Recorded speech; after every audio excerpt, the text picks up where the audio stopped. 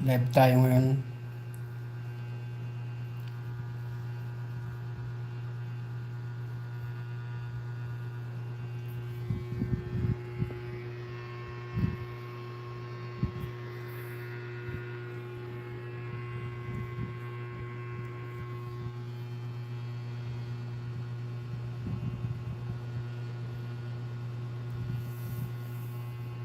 Hello guys, sa mga sangkay.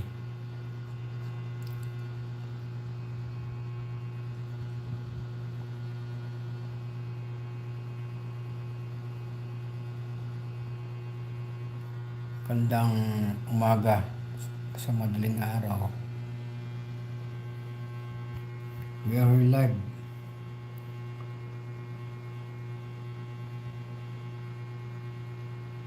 Bigyan a shout out.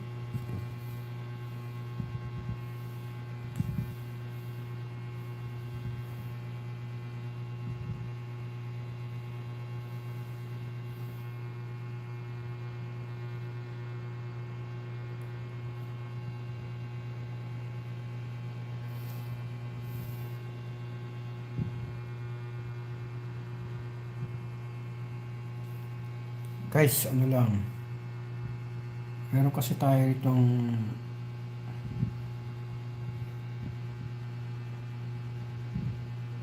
yung live kanina sa Blue Ribbon Committee.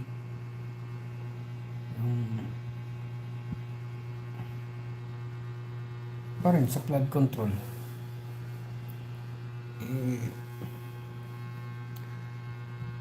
Ganun pa rin. Magulo, walang umaamin.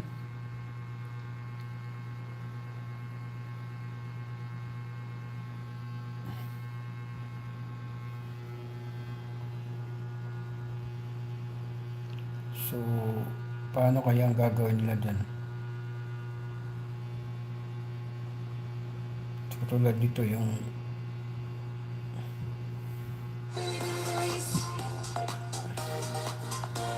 kanina na napanood ko.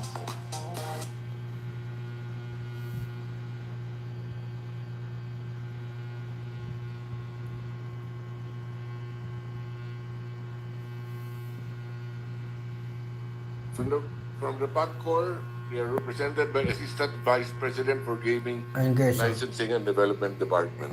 Kanina live. Also, Attorney Matthew David. From the BIR, we have Assistant Commissioner James Roldan. From the Land Transportation Office, Assistant Secretary Vigor Mendoza II. From the Philippine Contractors Accreditation Board, Dr. Pericles Itong Dakay. live na to, inabot ng Engineer 7 Arthur hours. N. Escalante and Sa Engineer Blue Ribbon Pacquiao, Committee kanina. both from PICAP. Of the contractors, we have Mr. Mark Alan Arevalo, Wawaw Builders, Pakinggan natin. Sally Santos, SYMS Construction Trading, Robert Imperio, IM Construction, Mina Elamparo Jose, WJ Construction, Pacifico Discaya, St. Gerard General Contractor Development Corporation. We also have the former district engineer of DPWH Bulacan First District. Engineer Alcantara had confirmed that he will attend. I don't know if he is arrived. Engineer Bryce Erickson Hernandez, DPWH Bulacan First District Engineering Office. Engineer R.J. Tomasi and Engineer Merg Laron Laos. Your Undersecretary, I've been given a note that Undersecretary Janet Upwell from BBM is also here. That is all, Your Honor. Mr. Chair, I will ask. Mr. Chair, for one, we will just administer the oath to those For those who are here for the first time, can you stand and raise your right hand? Do you swear or affirm to tell the truth, the whole truth, and nothing but the truth in this proceeding? Thank you. You may take your seats. What is the pleasure of Senator Marcoleta? Thank you, Mr. Chair. In the agenda, I can see that Yusek Maria Catalina Cabral was invited, but I don't see her in this room, Mr. Chair. Why? May we hear from Secretary Vince Dizon? Mr. President, Mr. Chairman, good morning po sa members ng Blue Ribbon Committee, honorable members of the committee. I think for former Undersecretary Cabral, I just want to inform the body that I officially accepted the courtesy resignation of Undersecretary Cabral 2 nights ago.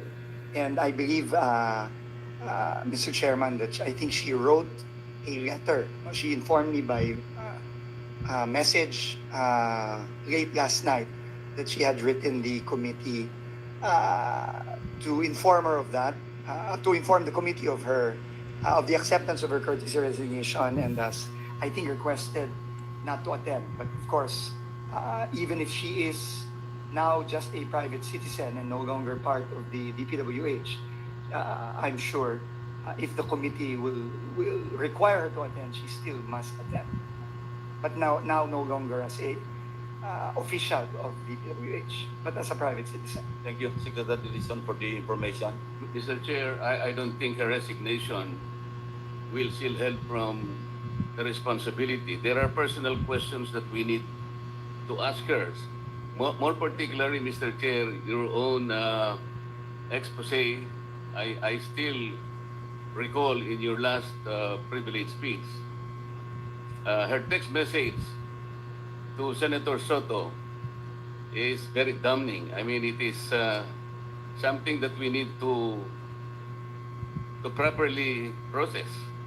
It is something that is probably within the heart of the system of DPWH. So kahit na mag-resign po siya, it will not matter to us. There are personal questions that we need to ask. Salamat po. And the chair agrees. So if there is an motion to issue a subpoena and or subpoena duces tecum, then we'll put it into a vote. Yes, Mr. Chair, I move that former Yusek Cabral is still invited to appear before this committee. Invited or issue a subpoena? Or issue a subpoena. Better, Mr. Chair. Any objection? Second motion. Properly seconded. So ordered. Mr. Chairman, if I may po, just to Yes, please. Secretary. consistent with this po, we have also made public that while former Undersecretary Cabral is no longer with the DPWH, we have been very clear in the new leadership of the DPWH that this does not in any way stop us from continuing our internal investigations on finding out who should be liable for the clear crimes that have been committed against our people. So we will continue that investigation regardless of whether others will no longer be part of the DPWH. Thank you very much, Mr. Chairman. Thank you. Some administrative announcements. Secretary Dizon and the AMLC representatives present here asked the chair to be excused by noon time. So if there are questions that will be addressed to them, kindly ask the questions before 12 noon. Thank you very much. So Senator Pangilinan is recognized. Mr. President, I just conferred with the Vice Chairman. Have you ever been liquidated? Because I've been liquidated at napakasakit niya talaga. Liquidation is not something. The Vice Chairman. We are exchanging slots. He will go first and then I will follow. Thank you. Thank you, Mr. Senator Erwin Tulfo, the Vice Chairman of the committee, is recognized. Thank you, Mr. Chairman. As Vice Chairman of this committee, let me state at the outset, this investigation would not have been necessary had the concerned agencies simply did their job. The truth is, they did not. What we see is negligence, if not outright complicity, that allowed this flood control anomaly to thrive. Nobody lifted a finger. Nobody fulfilled their mandate. Nobody cared. As if corruption has already become the norm in this country. Or is it not? Is it? Is corruption normal in this country? This is what this hearing is all about, to come up with a law so this will never ever happen again. Let me start with the GPBB. Are you here? The Government Procurement Policy Board. Can you come forward, please? I have some questions for you. Yes, please kindly come forward and take your seat.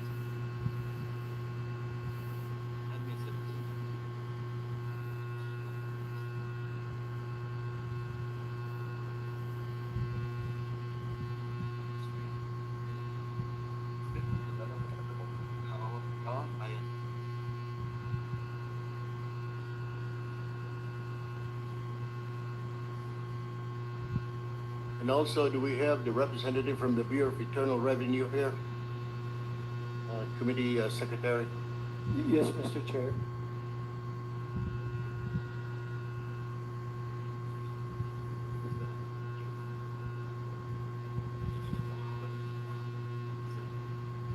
At least I will raise your right hand.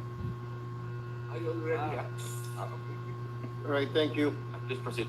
Can you identify yourself, please? Resource person.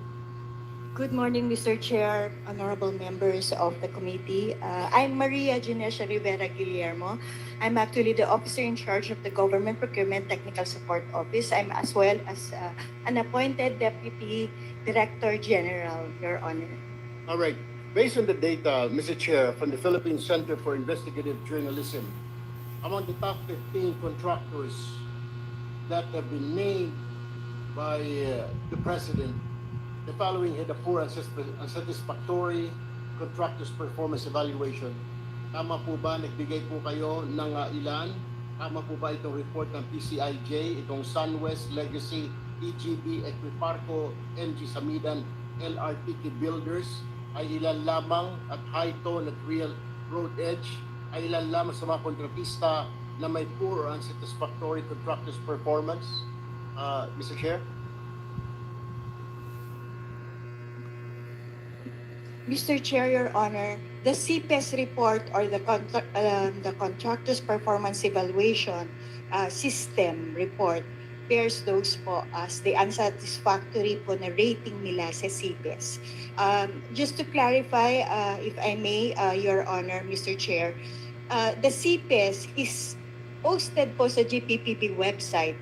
However, this is being provided po by the SIAP po. And it's part of our mandate to be providing this po as part of our transparency measure with respect to government procurement. So totoo po ito, yung report na ito pong 8 contractor na ito out of the 15 that were named, meron po silang poor unsatisfactory performance. Tama po? If we Ma'am, Mr. just say tama or hindi po tama. It bears, yes, Your Honor, it's in the report po. All right.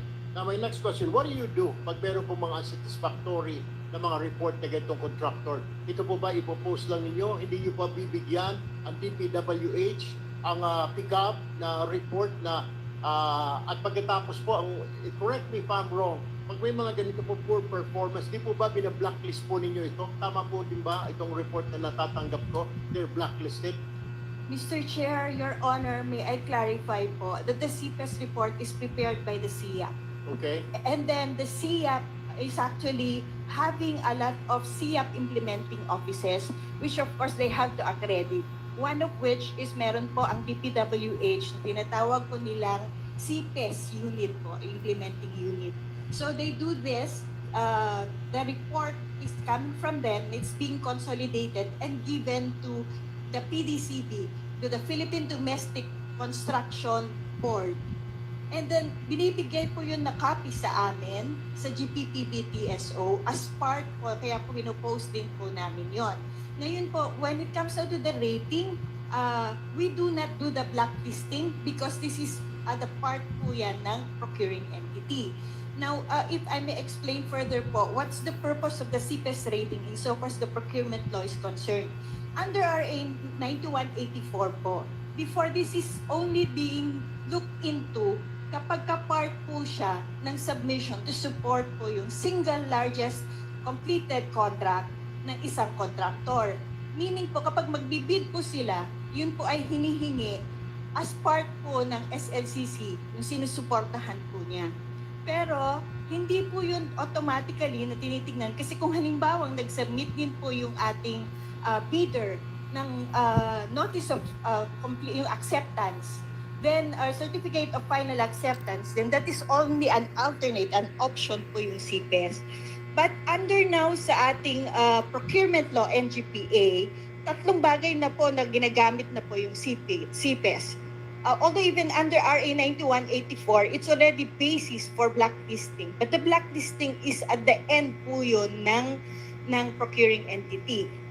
So, that's a ground po for blacklisting under even RA 9184. Now, under RA 12009, it's now being considered as one of the ways to determine po yung eligibility, capacity po ng ating subcontractors. So, nire-require na po yun as part of the submission if there would be any subcontractors. Number 2, it is the same pa rin po as supporting document din po siya ng single largest completed contract.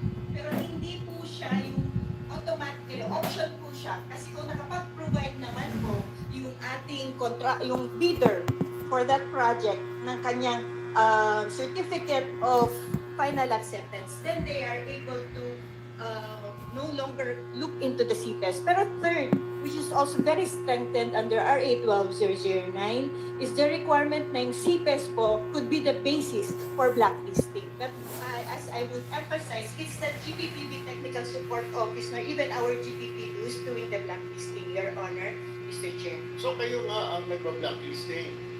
No, Mr. Chair. Sino po ang nagpa-blacklisting sa mga it's- contractor na ito na may poor and satisfactory performance?